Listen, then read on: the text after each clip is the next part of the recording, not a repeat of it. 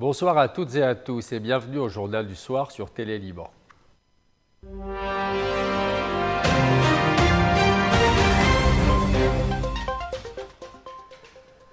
Le Conseil des ministres a procédé à une série de nominations et approuvé des aides aux militaires.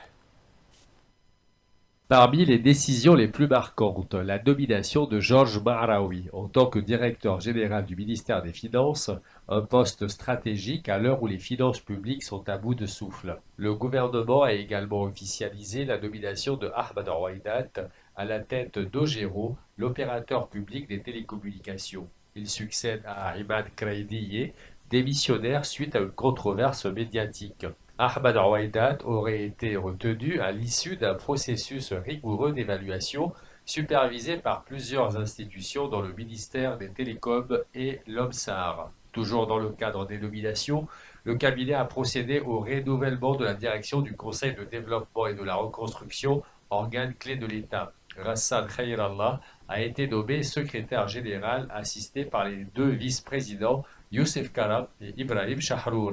Ziad Nasser devient quant à lui commissaire auprès du gouvernement. Des nominations qui viennent compléter celle de Mohamed Kambani, nommé à la tête du CDR mi-mai. Enfin, le Conseil des ministres a approuvé des subventions financières exceptionnelles pour les militaires. À partir du 1er juillet, les soldats en service toucheront 14 millions de livres libanaises par mois, soit environ 156 $, tandis que les retraités recevront 12 millions, équivalent à 134 $. Un Akora au siège de la FINUL dans le sud du Liban. Un appel solennel à la paix et à la vigilance. À l'occasion de la Journée internationale des casques bleus, le commandant de la force intérimaire des Nations Unies au Liban, le général Haroldo Lazaro, a salué un calme relatif observé dans la région depuis novembre, mais averti, les tensions restent vives. Lors d'une cérémonie en hommage aux forces de maintien de la paix, le général a rappelé que la situation le long de la ligne bleue reste fragile, marquée par de fréquentes violations et un risque réel d'escalade. Toute erreur de calcul pourrait avoir de graves conséquences, a-t-il averti. Il a salué le déploiement de l'armée libanaise dans le sud, qualifiant cette présence d'étape importante pour la sécurité nationale. L'implication de l'État libanais dans cette région est essentielle, a-t-il affirmé. Le général Lazaro a par ailleurs rappelé l'ampleur de la mission. Près de 10 000 militaires et civils, issus de 48 nationalités, œuvrent chaque jour sous le drapeau bleu des Nations Unies pour maintenir la stabilité en coordination avec les autorités libanaises. Le chef adjoint de la mission, Hervé Lecoq, a lui aussi salué l'engagement des troupes, réaffirmant la pertinence du mandat de la FINUL. « Nous sommes là, nous contribuons à la paix », a-t-il déclaré. La Journée internationale des casques bleus, célébrée chaque 29 mai, rend hommage aux femmes et aux hommes engagés pour la paix dans les zones de conflit à travers le monde. Alors que la stabilité reste fragile au Liban Sud, la FINUL poursuit sa mission, en espérant que vigilance, coopération et diplomatie continueront d'écarter le spectre de l'escalade.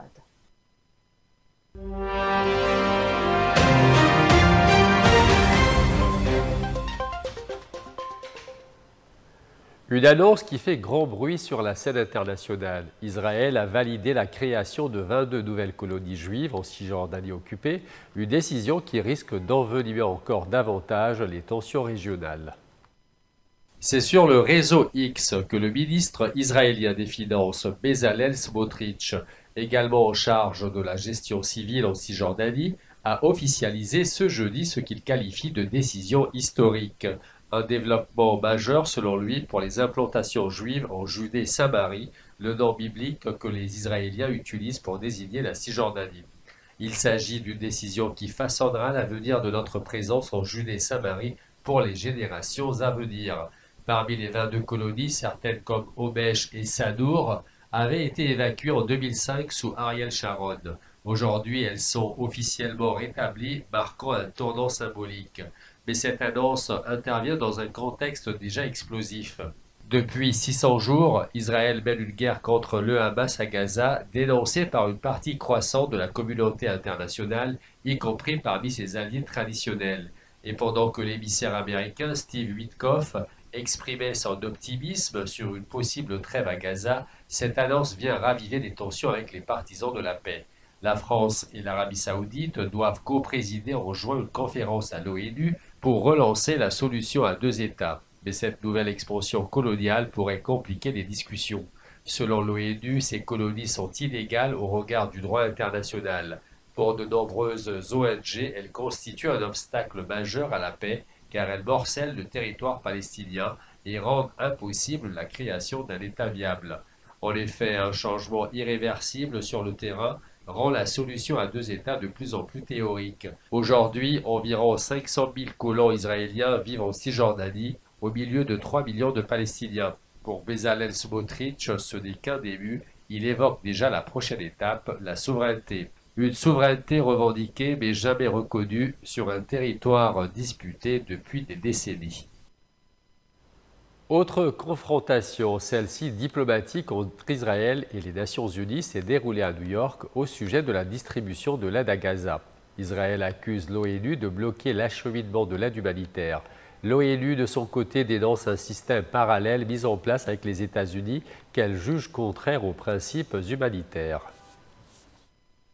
Devant le Conseil de sécurité, l'ambassadeur israélien Dani Danon dénonce une obstruction volontaire de l'ONU à l'entrée de l'aide humanitaire dans la bande de Gaza.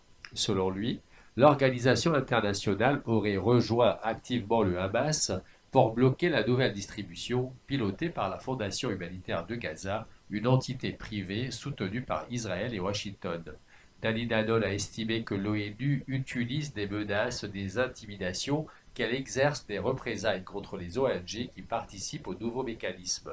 Par contre, les Nations Unies qualifient la distribution d'aide américaine de chaotique, indigne et dangereuse. Le porte-parole du secrétaire général de l'ONU, Stéphane Dujarric, l'a bien affirmé. Nous ne participerons pas à des opérations qui ne respectent pas les standards humanitaires. En coulisses, un autre point de friction, le point de passage de Karam Abou Salem. Selon l'ONU, 900 camions ont été soumis à l'approbation d'Israël ces derniers jours. 800 ont été validés, mais seuls 500 ont pu être déchargés et à peine 200 récupérés par les ONG du côté palestinien en raison de l'insécurité et d'un accès limité. Israël, lui, affirme avoir mis en place des routes sûres et reproche à l'ONU de ne pas faire son travail. Au-delà de ce bras de fer diplomatique, la situation humanitaire à Gaza demeure catastrophique, avec des pénuries chroniques de nourriture, d'eau et de médicaments. La communauté internationale reste divisée sur la manière d'agir efficacement dans un contexte de guerre et de désespoir croissant. En Syrie, près de 15 ans après avoir fui la guerre, des déplacés font le choix difficile de revenir, là où il ne reste que les décombres de leur maison. À Al-Hawash, dans le nord de la Syrie, Arif Shamtad, 73 ans, a troqué le confort précaire d'un camp contre les ruines de son propre village. Assis à même le sol, il affirme que mieux vaut vivre dans les ruines que dans les camps. Je me sens bien ici. Cet agriculteur est revenu dès la chute du régime de Bachar el-Assad en décembre dernier. Il a retrouvé les murs nus de sa maison et un terrain encore miné, mais cela ne l'a pas dissuadé. Sans ressources pour reconstruire, il a monté une tente et rêve de reprendre la culture de ses terres. Comme lui, d'autres familles commencent à revenir, malgré l'absence d'eau, d'électricité, d'école ou de soins. Selon l'ONU, plus de 6 millions de Syriens sont encore déplacés à l'intérieur du pays. Seulement 1,8 million ont pu rentrer chez eux depuis la chute du régime. Abdelghafour Al-Khatib, 72 ans, souligne « Je voulais juste retrouver ma maison. J'ai installé une vieille tente. Ce qui comptait, c'était de vivre ici, dans mon village. » Mais ce retour est loin d'être une fin heureuse. À Al-Hawash, Souad Osman, veuve et mère de 4 enfants, dort dehors, cuisine entre les gravats et vit grâce à une batterie empruntée. Elle se plaint. Il y a des serpents, des insectes, on ne peut pas vivre sans lumière. Les nouvelles autorités espèrent reconstruire grâce au soutien des pays du Golfe et à la levée partielle des sanctions occidentales. Mais l'ONU chiffre le coût de la reconstruction à plus de 400 milliards de dollars. Jalal Al-Omar, responsable de ce camp, estime que beaucoup veulent rentrer, mais sans école, sans route, sans aide, c'est impossible. En Syrie, les déplacés rentrent chez eux sans toit, sans eau, sans sécurité, mais avec un seul espoir, vivre enfin sur leur propre terre. Une percée diplomatique pourrait-elle enfin voir le jour dans le conflit russo-ukrainien? Kiev a conditionnellement accepté de participer à une nouvelle session de pourparlers avec Moscou, prévue ce lundi à Istanbul. Le Kremlin propose une deuxième série de négociations directes, au cours de laquelle il remettrait un mémorandum exposant ses conditions pour une paix durable. Ce document, selon Moscou, devrait être présenté à la délégation ukrainienne en Turquie le 2 juin prochain. Nous ne sommes pas opposés à de nouvelles réunions, déclare le ministre ukrainien de la Défense, Roustem Umerov, mais Kiev exige que Moscou communique ses conditions à l'avance pour éviter des discussions stériles.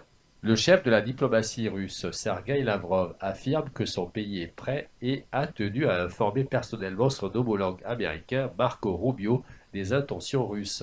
Ce dernier, dans un communiqué, a appelé Moscou à un dialogue constructif et de bonne foi, jugeant que c'est le seul moyen de mettre fin à cette guerre. Mais les positions demeurent inconciliables. La Russie exige que l'Ukraine renonce à l'OTAN et cède 5 régions, ce que Kiev juge inacceptable.